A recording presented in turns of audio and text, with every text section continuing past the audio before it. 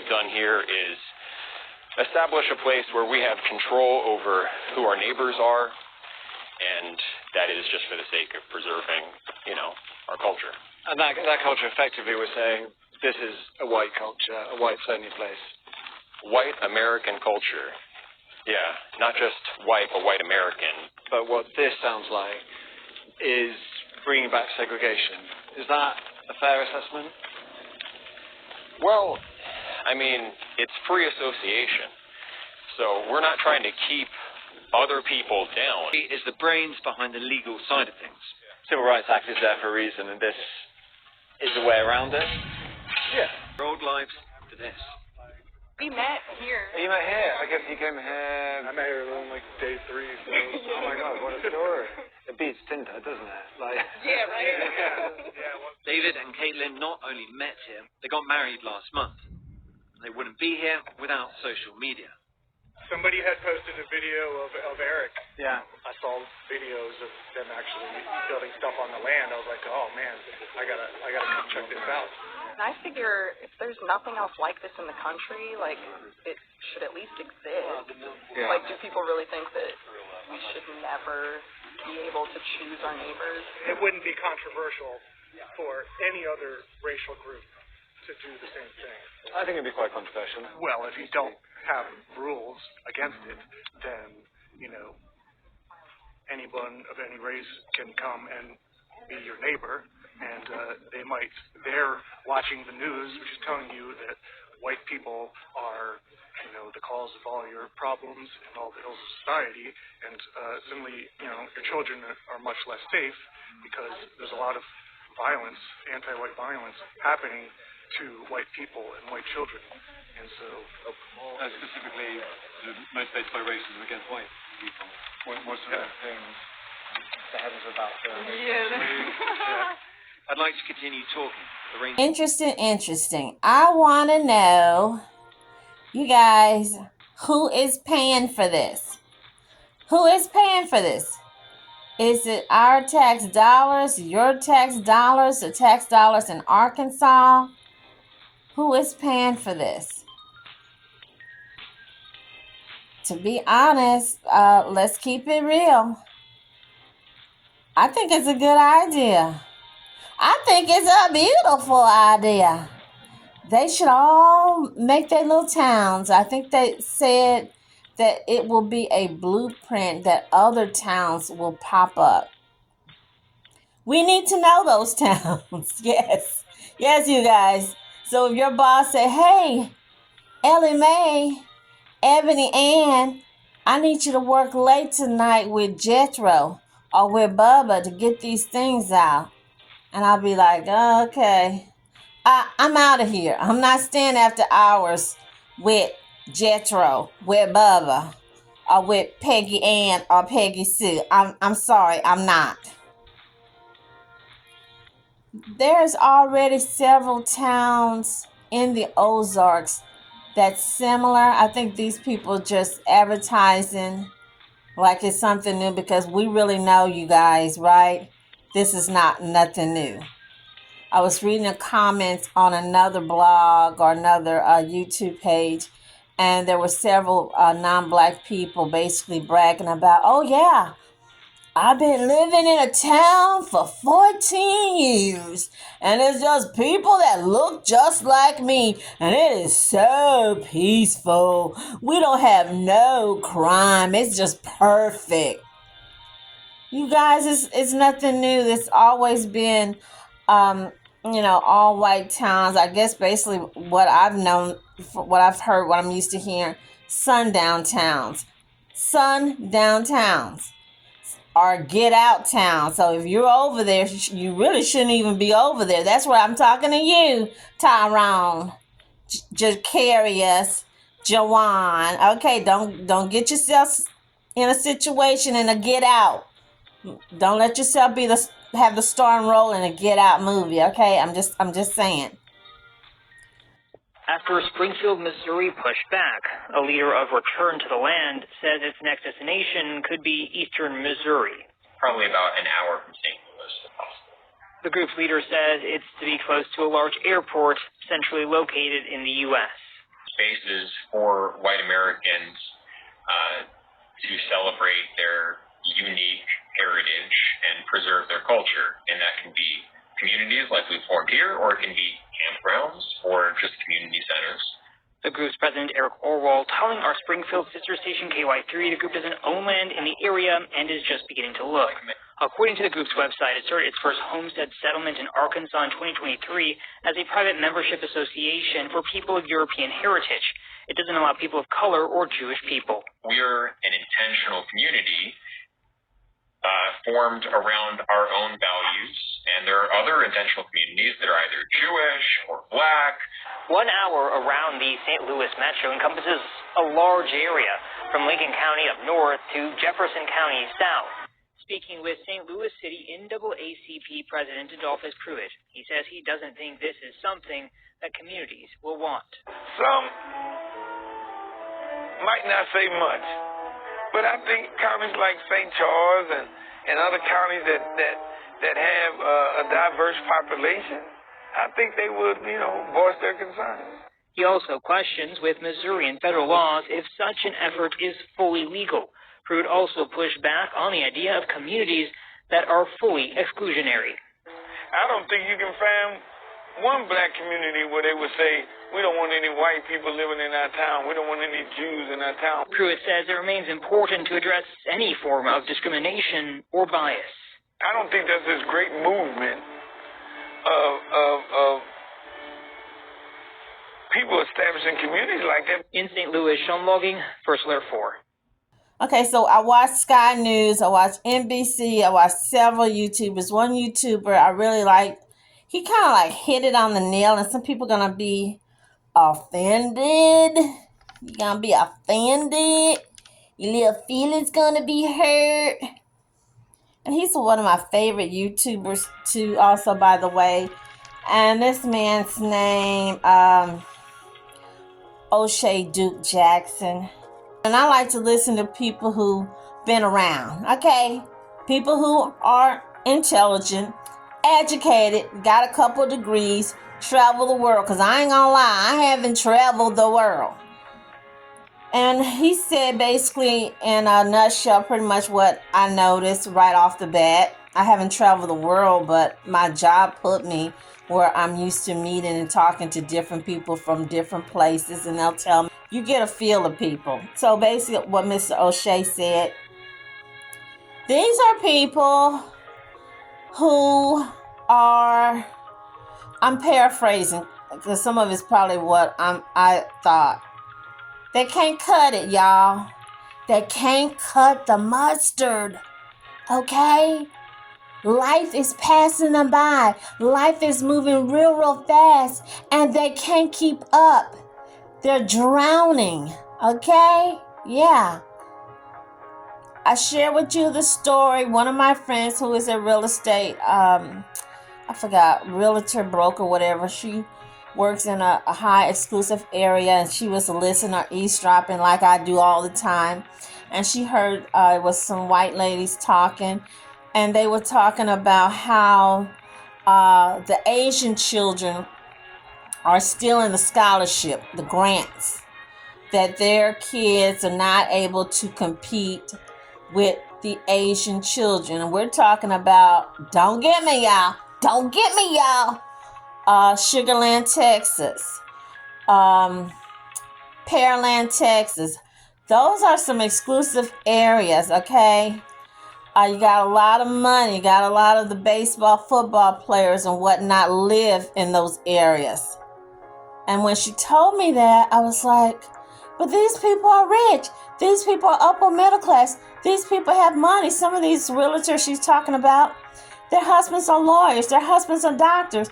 Why would your kid need a scholarship? Why would your child need grant money? She said, girls, kids are doing somersaults, 360s around these children, these other people, kids.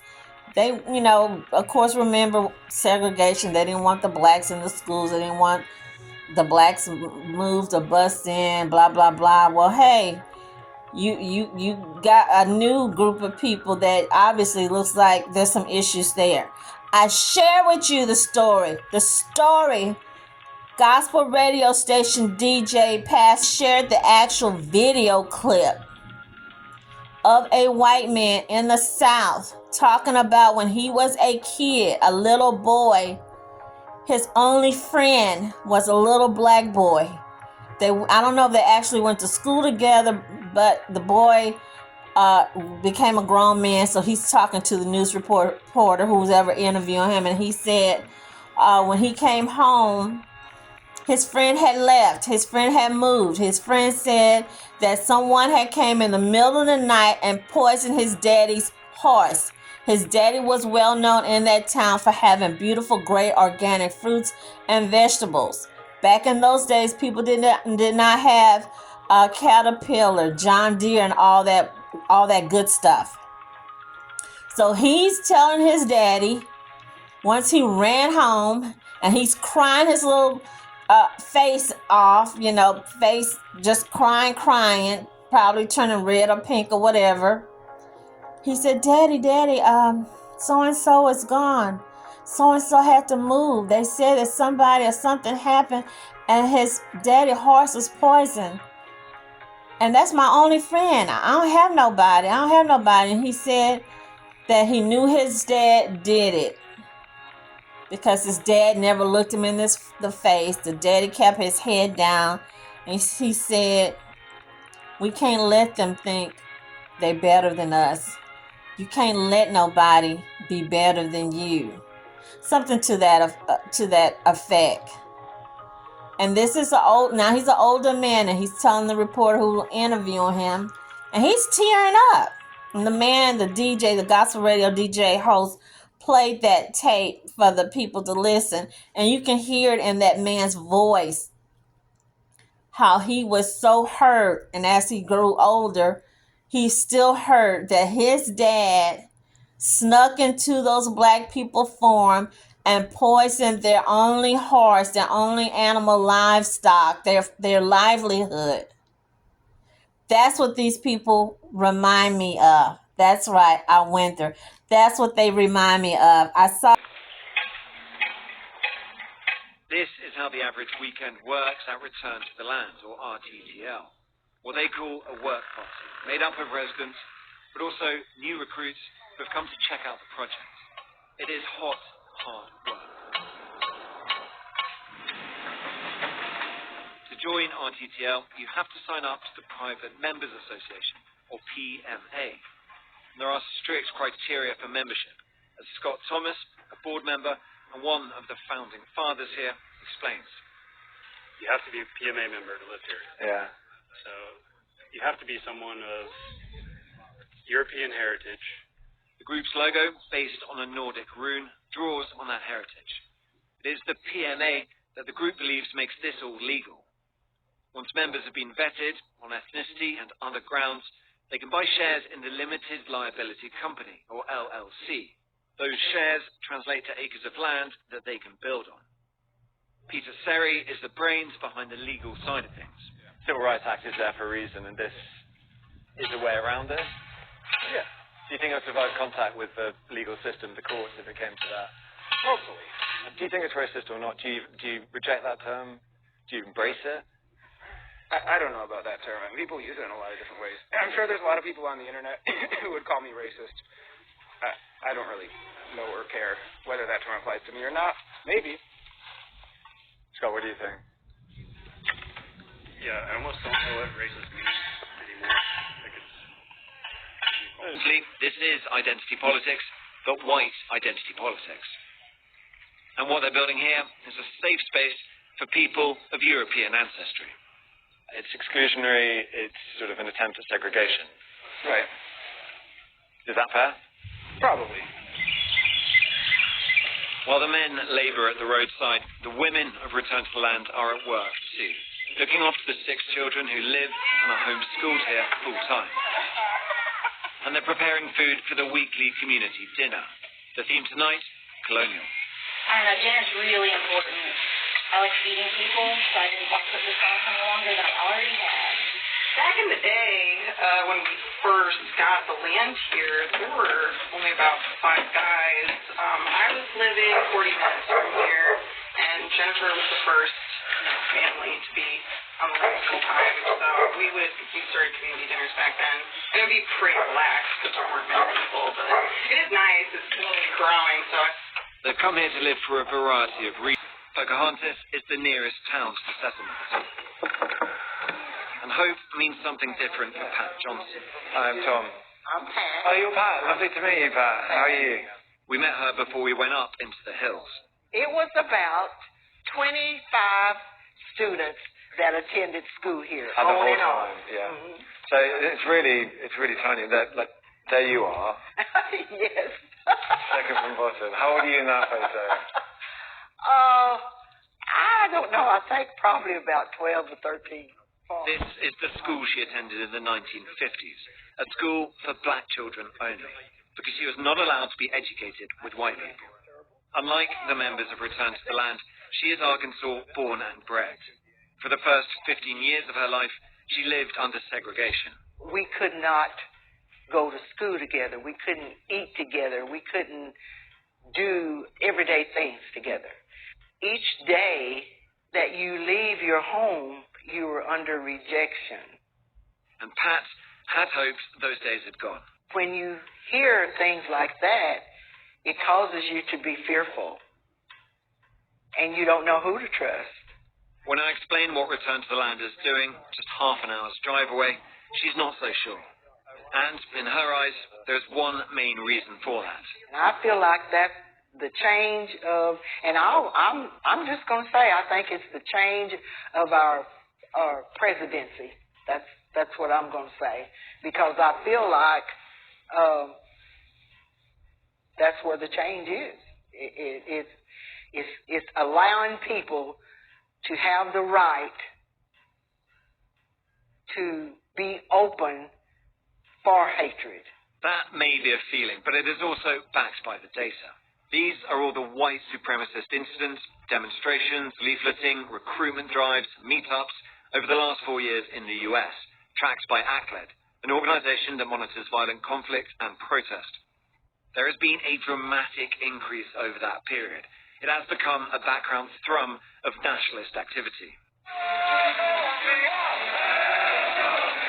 Patriot Front is the most active white nationalist organization in the US right now, according to ACLED. Its leader is Thomas Rousseau. Foreign races have never successfully assimilated en masse into American culture and nationality. And the group has tight links to Return to the Land. Eric and Thomas speak on each other's podcasts and have fast-track membership for both organizations. Comfy? Feels good? Yeah. It's about time we spoke to Eric. Less than 50% of children born today in the U.S. are white. I'm white. My kids are white. There is something to your background that informs who you are, your sense of identity, and we don't want that sense of identity being taken away from us involuntarily. So we're taking control of that situation and creating an environment where my kids can celebrate their identity and not have it, threatened from outside.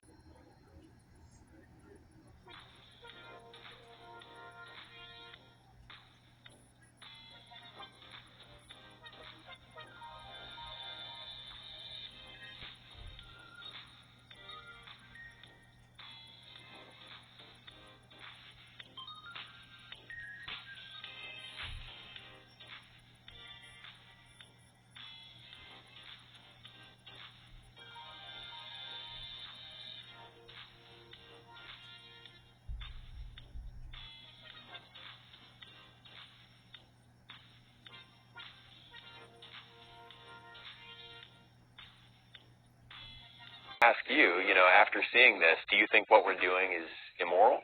Yeah, I do. Yeah. And that's not, for me, it is not an objection. I think the way we've talked about it is, I don't think it is like a country club. That's the difference. I don't think this is sort of free association. I think you are depriving people of a fundamental right to housing. That's how I see this issue. And I think the reason I'm asking those questions about where it goes from here, I think that is a thought experiment, but I think if you replicated it large, I think I would be unhappy with how that looked if it were in my country, and if I were on the receiving end of it. You think intentional communities shouldn't be able to associate how they like? Not on the basis of race. And the Arkansas State Attorney General told us, "This is the first I've heard of these allegations. Racial discrimination has no place in Arkansas or anywhere in a free society. These allegations raise all sorts of legal issues, including constitutional concerns. My office is reviewing the matter."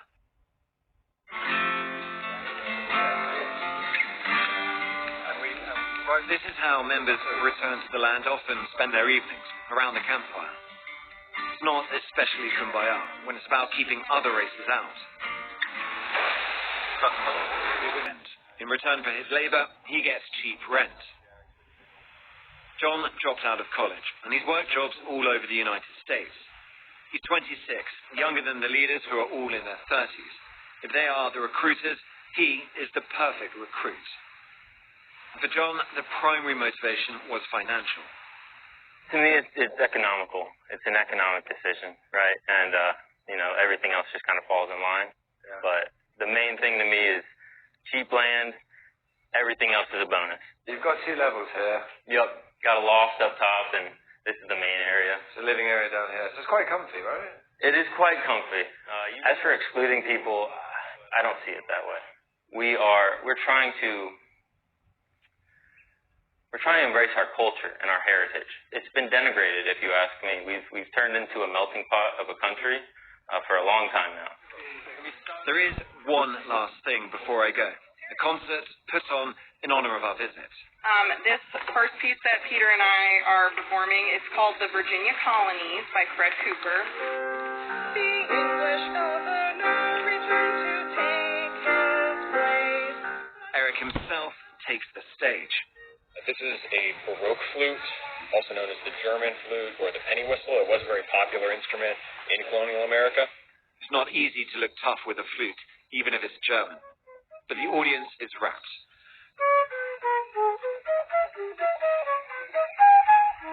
Oh, Eric is into the porn. He's a porn star, I guess. Him and his wife or ex-wife, they were porning for dollars, doing live sex videos. That's right, I said it. Live videos, and had people tuning in on the internet, whatnot, sending him money. So remember, he is one of the head founders of this Return to the Land. So I guess that's how they're going to be paying for everything, SEX for dollars. You've got 40-some men, right? They say it's 40 men or 42 men, and it's only 3 women and on this big property. 40 men, 3 women. That's right. I'm going there. You've got, I think they said they awarded or rewarded someone $1,000 for having their 6th child. So he's doing an Elon Musk. And one of them old girls, I think her name is Nikki. She said she was 32. She had the little silly hat on her head. She seemed, don't get me, I'm going there. She seemed kind of slow.